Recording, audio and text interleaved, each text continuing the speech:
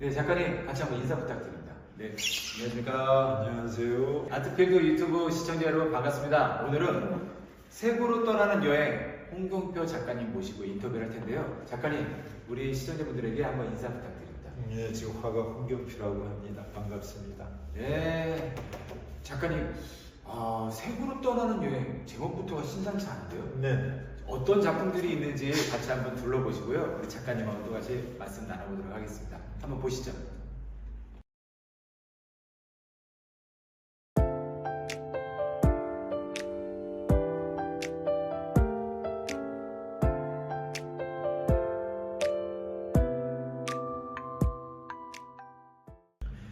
네, 작가님. 처음에 이렇게 딱 작품을 보고 나서요. 와, 이런 색들이 있나 싶을 정도로 좀 이렇게 원색이라기보다 좀 묘한 색들이 좀 많이 보여진 것 같았거든요. 어떤 작품입니까? 한번 말씀 좀 부탁드립니다. 제 작품을 둘러보셨겠지만 제가 지금 표현하는 작품의 소재들은 보면은요, 일출과 꽃과 아마 조금이지만은 그 해외여행을 통한 이야기들을 좀 꾸며봤습니다. 네, 제목이 색으로 떠나는 여행인데, 네. 저는 구상 작가이지만 그 구상이라는 것이 우리가 눈에는 보이지 않아도 존재하는 추상적인 요소를 내포한 것들이 제대로 된 구상이 아닐까 하는 생각에 그 구상성에 대한 사실적인 모습을 조금씩은 걸러내더라도 그들이 가지고 있는 본질적인 모습을 표현하기 위해 가지고 많은 노력을 하는 편입니다. 그러면 저희가 보는 그 사물 이전에 더 근본적인 느낌에 가깝다라는 말씀이신가요?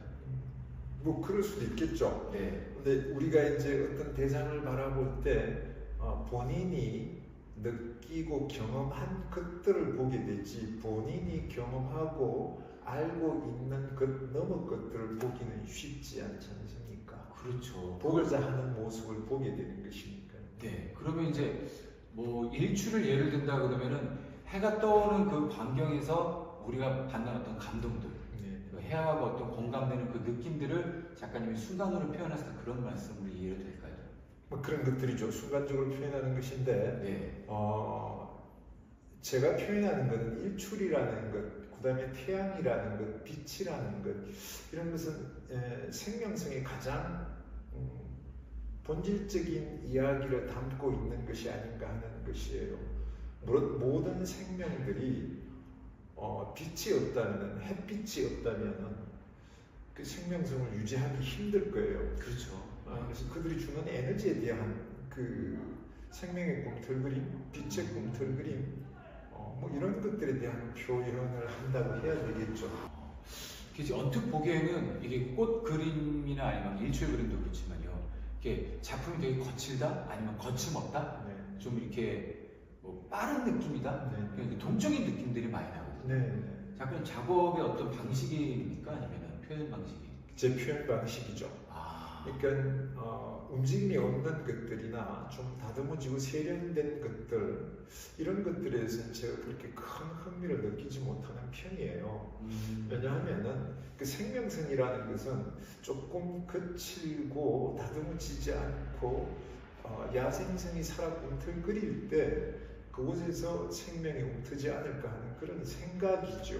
뭐 다른 사람들은 어떻게 느낄지는 모르겠지만은 좀 더 세련되고 깔끔하게 디자인된 것들에는 그 나름의 세련성을 가질 수는 있겠지만 원초적인 에너지와 원초적인 생명성을 간직하기에는 좀 부족하지 않는가 하는 그런 생각이죠. 그러기에 좀 더 빠른 필치와 빠른 스트로크를 통해 가지고 그들의 야생성, 생명성을 표현하는 데 주는 정도죠. 아울러 그 색은 조금 더 원색적이고 강렬한 색채, 이런 것과 함께하죠. 네. 지금 이제 작품에서 보면 이렇게 느껴지는 건데요. 네. 어떤 꽃의 모양, 형태, 색깔보다도 작가님 말씀하셨던 이 에너지들이 뿜어난다는 느낌이 좀 많이 들거든요. 감사합니다. 그렇게 느끼셨다면. 그게 이제 작가님의 말씀하시는 의도가 이렇게 작품 표현된다 말씀 주신 거죠? 그렇다고 봐도 무방할 것입니다. 네. 네. 그런 데서 또 한 가지는 제가 이야기하고 싶은 것들 중에 하나는, 눈에는 우리가 화면이라는 것은 우리가 보이는 것에 대한 이야기가 될 수 있는데, 우리가 그림이라는 것은요, 네. 실은 그 속도감이나 소리나 리듬 이런 것들을 본다는 것은 그렇게 쉽진 않잖아요. 그렇죠. 우리가 네. 노래를 잘하는 사람이거나 무용을 한다거나 이런 사람들을 보면은 그 리듬감을 느낄 수 있다는 것이 있는데, 네. 그 속도감 이외의 리듬감은 제가 상당히 강조하는 편인데, 그 정적인 요소에서는 그 리듬감을 찾기가 그렇게 쉽지는 않을 거예요. 특히나 이제 이런 꽃이나 우리가 딱 정형화되어 있는 그 사물들을 봤을 때 여기서 어떤 생명의 확장, 리듬, 말씀하셨던 어떤 그 에너지들을 느낀다라는 게 쉽지 않을 것 같습니다. 네. 어느 한쪽에 정적인 구도를 잘 사용하는 것이 아니라 조그만 사선이고 조그만 대상을 허물어뜨리고 파괴해서 그 대상의 원초적인 모습을 부여하면서 어느 한쪽으로 형태나 색이 기울어졌을 때 그 반대쪽에 작은 점이나 파괴된 선들을 집어넣어가지고 의도적으로 리듬감을 부여하죠. 그렇게 되면 그 화면이 좀 출렁이게 되고 움직이게 되고. 그러면 작가님이 저렇게 어떤 거침없는 어떤 그 붓의 움직임, 어떤 색을 표현하시려고 할 때 이게 한두 번이 그렇게 만들어지는 겁니까? 아니면 오랜 습작이 돼서 지금 작품들이 나오게 되는 겁니까? 저는 이런 쪽으로 설명을 하면 조금 나을 것 같은데, 제가 그림에 대한 것보다는 네. 그 연극 무대에서는 배우님이나 이제 그 김홍도님은 배우시니까 배우들이 새내기와 오래된 배우 같으면 조금 다를 건데, 감독이 요구하는 새내기들은 대부분 보면은 그 영화 내에서 그 캐릭터를 자유롭게 소화해내기가 힘들고 주문하는 캐릭터 내에서만 연기하기가 쉬울 거예요. 네. 근데 좀 오래된 배우나 경험이 많은 배우 같으면은 그 캐릭터의 속성을 파악을 하고 그 캐릭터를 살아끔 들그리게 그 촬영장 내에서 살아끔 들그리는 생선처럼 퍼뜨길 거예요. 아마 완전히 녹아 들어가게 되면은 그 배우가 그 대상화되어서 자연스럽게 움직이게 되겠죠. 그런 면에서 제 그림도 오랜 경험을 통해 가지고 작업 양이 많아지게 되면은 그 대상을 표현하는데 조금은 자유로워지겠죠. 가령 뭐 꽃이라든가 일출이라든가 제가 잘 표현하는 파도 같은 이러한 것들을 오랫동안 습작을 통해서 많은 작업 양이 이루어지게 되면은 그 대상의 속성을 파악하고 그 묘사에서 조금은 자유로워지겠죠. 아니 근데 우리 작가님이 배우의 그 견주에서 말씀을 해주시기 훨씬 이해가 쉬운데요.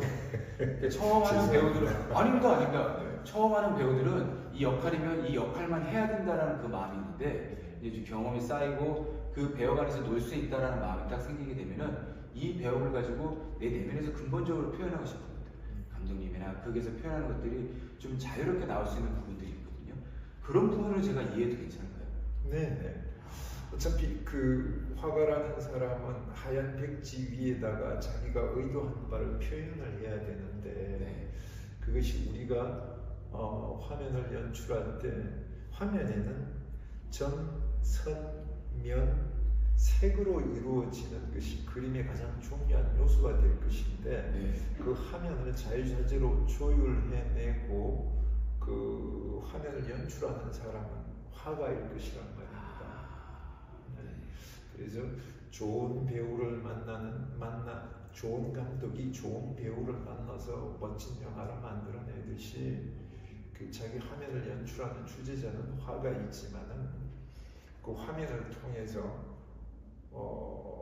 실제 하는 것들을 화면은 실제 하는 것이 아니잖아요. 영화도 그렇지만 그 상의 세계인데 그것을 그럴듯하게 표현해내야 되겠죠. 네. 그것을 가장 그럴듯하게 표현해내고 보는 이로 하여금 감동을 받게 만들라 이러려면은 그 안에서 정말 자유로워야 되겠죠. 진짜 우리 작가님 말씀 듣고 작품을 다시 보게 되니까 그 어떤 자유로 그 생명력이 갖고 있는 그 에너지들이 막 느껴지는 것 같아서 그림도 다시 보입니다. 아이고 감사합니다. 작가님 근데 좀 하나 궁금한 게 있는데요. 그 헤어스타일이라고 말씀 여쭤보기도 참 쉽지 않은데 지금의 모습을 유지하시는 뭐 이유가 있으신가요? 아니면 제가 이게 머리 깎은 지는 20년이 좀 지났는데요. 제가 대머리예요. 대머리인데 제가 이 40대 초반에 자동차를 타고 가는데 운전해 가는데 여름철에 저는 에어컨을 싫어해서 문을 열고 잘 다니는 편이에요. 시골은 바닷가라서 문을 열고 다니면 상당히 시원한데 어느 날 제가 아무 생각도 없이 문을 열고 차를 타고 내렸는데 동네 선배님이 저를 부르시더니 야마 너희 좀 거울 좀 봐 이러시더라고요. 웃으시면서 왜요? 이러면서 거울을 봤더니 머리가 한쪽으로 넘어가서 참 그렇더라고요. 거기로 가서 저는 이렇게 가름머리처럼 네. 많이 흥크러져가지고 네. 제가 보기도 우습더라고요. 그래서 거기로 가서 머리를 깎았습니다. 그러고 뭐 그냥 그대로 간다는 것이 아니라 조금 자라고 다시 기르지 이랬는데 묘하게 그게 잘 안 되더라고요. 저 자신에 대한 있는 그대로를 보여주고 싶은 생각도 있었겠지만은 나중에 그게 귀찮더라고요. 한번 이 머리를 감고 나니까 상당히 편하더라고요. 나를 있는 그대로 보여주는 것도 편했고 또 관리하는 것도 편하고 그래서 그대로 그냥 쭉 깎고 있습니다. 네, 알겠습니다. 그런 에피소드 있었군요. 약간 이제 벌써 인터뷰를 마무리할 시간이 됐어요. 네, 벌써요. 시간이 금방 지나가네요. 마지막으로 우리 그 시청자분들에게 앞으로 뭐 작품 활동 계획이나 우리 작가님의 뭐 하고 싶은 말씀 있으시면 또 한번 부탁드립니다. 저는 제가 가끔 글을 쓰거나 이렇게 해서 SNS에 자주 올리는 편이에요. 가끔이 아니라 일주일에 한 3-9주 정도씩 올리는데 그 중에 제가 이런 얘기를 합니다. 시인이 시를 짓는 것이 아니라 시가 시인을 짓는다고 합니다. 그러니까 그림을 그리는 사람은 화가지만은 그 화가를 짓는 것은 그림이겠죠. 그림이 없는 화가는 있을 수 없고 시가 없는 사람은 시인이 될 수가 없죠. 그래서 이게 좀 반언법적인 이야기가 될 수 있는데 시인이 시를 짓는 것이 아니라 시가 시인을 짓는다는 거죠. 저는 앞으로 계획이라면 그림을 그릴 뿐입니다. 그림을 그릴 것이고 오늘 제가 이렇게 전을 펼쳤지만은 전시를 하면서 누구보다도 저는 제 그림을 가장 많이 봅니다. 작업실에서 볼 때와 이렇게 펼쳐졌을 때 볼 때하고는 또 느낌이 다르거든요. 그러면서 배웁니다. 아마 이게 배우는 것이 멈추는 날은 죽는 날이겠죠. 죽는 순간까지도 제가 그림을 그릴 수 있었으면 좋겠고 건강이 허락한다면 제 계획이라면 답이 될지 모르겠지만 그리는 일입니다. 그 과정에 저를 알아봐주는 사람이 있어서 이렇게 전시도 하게 되고 또 다른 해외에서의 뭐 그러한 계기가 된다 이런다 함께 할 수 있고 함께 하고 그게 준비가 되어야 되겠죠. 그림이 있으면 제 계획이라는 그림입니다. 이 이제 말씀을 듣고 나서 우리 시청자분들이 우리 작가님이 앞으로도 오래오래 건강하시고 더 이렇게 멋진 작품, 작가님이 갖고 계신 그 어떤 심연의 본질, 어떤 생명의 에너지, 어떤 그 꿈틀거리는 확증들이 더 많이 펼쳐질 수 있도록 분명히 또 응원과 기원을 할 것 같습니다. 저 역시도 계속 작가님 작품 보면서요, 멋진 작품 많이 만들어 주시길 또 응원하겠습니다. 이제 같이 한번 인사하시고요, 마무리하도록 하겠습니다. 저희 세부로 떠나는 여행 홍경필 작가님 모시고요, 2월 28일부터 3월 12일까지 아트필드 갤러리 1관에서 전시 중이거든요. 오셔서 작가님의 이 멋진 생각, 깊은 생각들을 작품으로 많이 보시고 또 감상했으면 좋겠습니다. 제가 김영표 배우님과 인터뷰를 하기 위해 숙소에 조금 일찍 나와서 이곳을 좀 돌아다녀봤습니다. 오래된 노포와 오래된 철공소들, 지금은 어떠한 사회적인 그 경제적 구조가 바뀜으로 인해 가지고 떠난 건물들도 많지만 지금도 지키고 있는 우리들의 이웃이 있습니다. 오래된 이웃들인데요. 이 공간이 상당히 핫한 공간이에요. 제가 보니까 그 나이 든 사람들은 자신의 잃어버린 고향을 찾을 수 있겠고, 젊은 분들한테는 또 본인들이 여지껏 겪지 못했던 새로운 레트로라 그러죠. 그런 것을 경험할 수 있고 아주 멋진 공간이에요. 한번 오셔서 겸사겸사해서 제 전시도 한번 둘러봐 주시고요. 그랬으면 좋겠습니다. 네, 잘 들으셨죠? 꼭 오시면 좋겠습니다. 자, 특별히 시청자 여러분 시청해주셔서 감사하고요. 이 홍경필 작가님 꼭 와서 감상하시기 바랍니다. 건강하시고 행복하십시오. 감사합니다.